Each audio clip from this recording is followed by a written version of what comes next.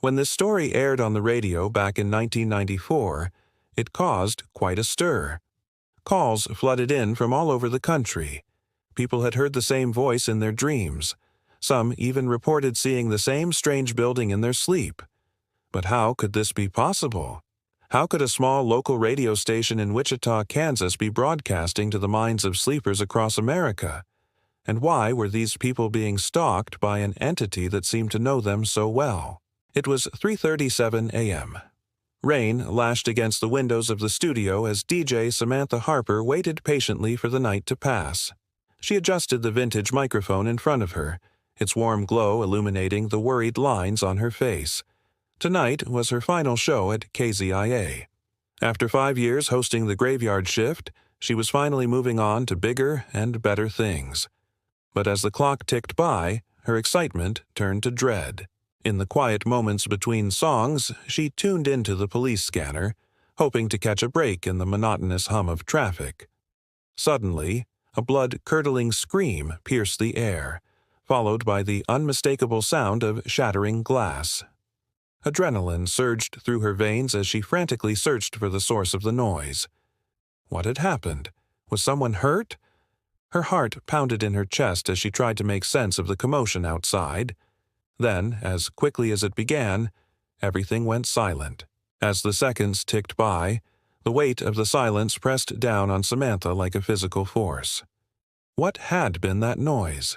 Had she imagined it, or was something sinister lurking outside the studio? Unable to shake off the unsettling feeling that had settled in her stomach, Samantha decided to investigate. Grabbing her keys, she cautiously made her way to the door and stepped out into the rain-soaked night. The streets were deserted, the houses dark and silent. She walked slowly, her eyes scanning the darkness for any sign of movement or sound. As she rounded a corner, her gaze fell on a house she had never noticed before.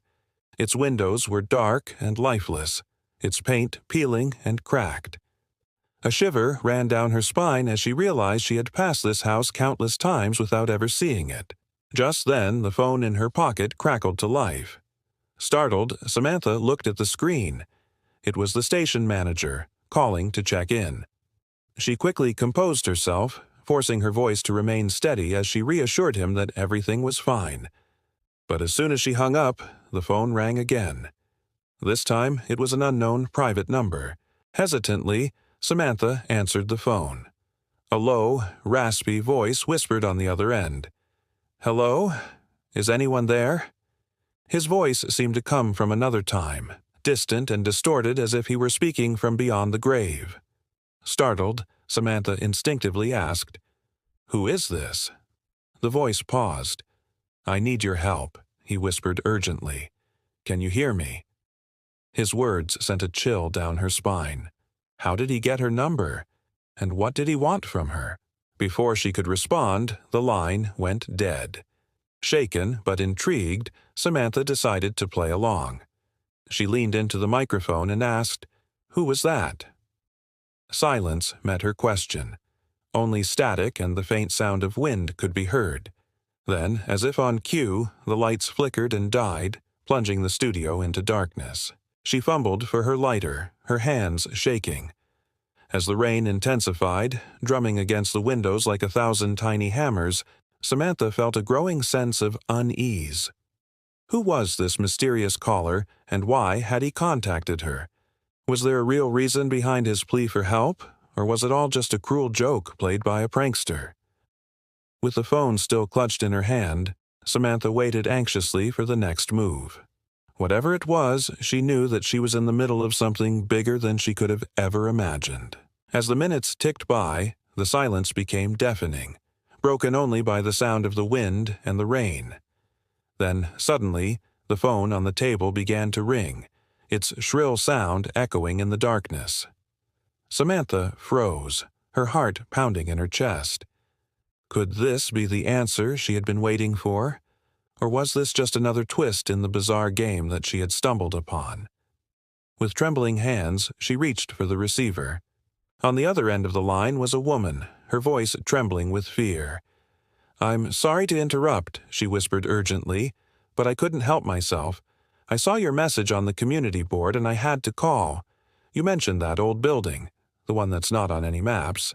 I know that place. I've seen it too." Samantha listened intently, trying to piece together the cryptic message. "It all started when I was just a child," the woman continued. "I used to see that building in my dreams, always the same one. At first, I thought it was just a figment of my imagination, but then I realized that everyone in town had the same dream. It became a shared secret among us, a silent understanding that we all knew about the building, but no one really talked about it. But recently, the dreams have become more intense. The building seems to be calling to me, beckoning me to come inside. I don't know what it wants from me, but I'm scared. I haven't been able to sleep lately for fear of what I might see. I had to call you because I saw your message. Maybe we can help each other. Maybe if we share our dreams, we can find a way to stop this." Samantha nodded slowly, understanding dawning on her face. She had stumbled onto something much bigger than she had ever imagined. This was no ordinary mystery. It was a glimpse into the collective unconscious of an entire town, a shared nightmare that had been haunting them for years. As the conversation continued, Samantha learned that there were others who had seen the same building in their dreams, others who had felt the same sense of dread and foreboding. They had all reached out to her, drawn together by an invisible thread of shared fear and intrigue.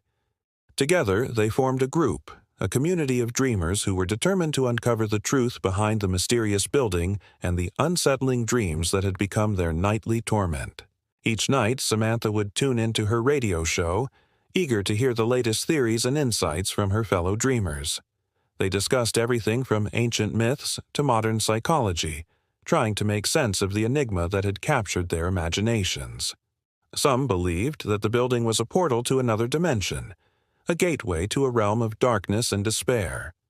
Others saw it as a metaphor for the hidden recesses of their own minds, a manifestation of their deepest fears and insecurities. But as the weeks turned into months, the dreams became more vivid, more disturbing. The building loomed larger in their nightmares, its presence becoming more suffocating, more inescapable. Samantha found herself spending more and more time in the studio, poring over old records and police reports in search of a connection, a link to the past that might shed light on the mystery. One day, she stumbled upon an old case file, a cold case from 1962 that had been gathering dust in the archives. The details sent a shiver down her spine. A young woman had been found dead in a vacant lot, her body twisted in a way that suggested a struggle. The case had been labeled a suicide, but Samantha couldn't help but wonder if there was more to the story. As she delved deeper into the case, she uncovered a web of secrets and lies that reached far beyond the confines of the sleepy town. There were rumors of a secret society, of ancient rituals and forbidden knowledge. The closer she got to the truth, the more danger she faced, the more she realized that some doors are best left unopened, some secrets best left buried. Now, every night as Samantha signed off, the line between reality and dreams blurred. The mysterious callers continued to seek her out, their voices echoing with urgency and fear. One night, a caller whispered urgently, "This is our last chance. We have to do something before it's too late." Samantha's heart pounded in her chest. Was there a real danger lurking in the shadows, something that threatened to consume them all? With the final broadcast looming on the horizon, Samantha finds herself at a crossroads. She must choose between protecting her own sanity or confronting the darkness that threatens to engulf her and everyone around her. But as the clock ticks down, she knows that time is running out and the truth is a dangerous thing to uncover. And so the night of the final broadcast arrived, casting an eerie glow on the town of Wichita, Kansas. As the city slept, unaware of the horrors that unfolded, Samantha Harper sat alone in the dimly lit radio studio. The air was thick with anticipation as she prepared to sign off for the last time. The familiar crackle of the microphone filled the silence as she began her final monologue. "This is it, our last broadcast. All of this began 5 years ago. When I first came to this station, I had no idea the mysteries I would soon unravel. This isn't goodbye. It's just until next time." Her voice echoed in the stillness, reaching out to the unseen listeners who tuned in each night. Suddenly, a knock echoed in the studio, startling her. She froze, listening intently, but the sound remained a mystery. Perhaps it was just a trick of the wind. Just then, the phone on the table began to ring, shattering the silence. Taking a deep breath, Samantha picked up the receiver. "Samantha, it's me. Is this thing still on?" The caller's voice was urgent. "I have to tell you something important. I think we're all being stalked by something evil, something that feeds on our fears and whispers in our dreams. That building, it's a vortex that sucks you in and won't let you go. It's a place where sanity is lost and nightmares become reality." Samantha's grip tightened on the phone. The caller's words sent chills down her spine. Were they truly facing a supernatural entity, something that had been preying on their collective unconscious? As the conversation continued, the caller revealed more disturbing details. "We have to do something before it's too late. I feel like we're trapped in a cycle, doomed to repeat the same mistakes over and over again. We have to break the cycle, Samantha, before it consumes us all." Samantha listened intently, her mind racing to comprehend the gravity of the situation. Suddenly, the caller's voice dropped to a frantic whisper. "I'm sorry, I have to go. Something's coming. I can feel it. Please, Samantha, you have to believe me. The building, it's not just a place. It's a prison for the damned. We have to stop it, or it will stop us." The line went dead. Samantha stared at the receiver, her heart pounding in her chest.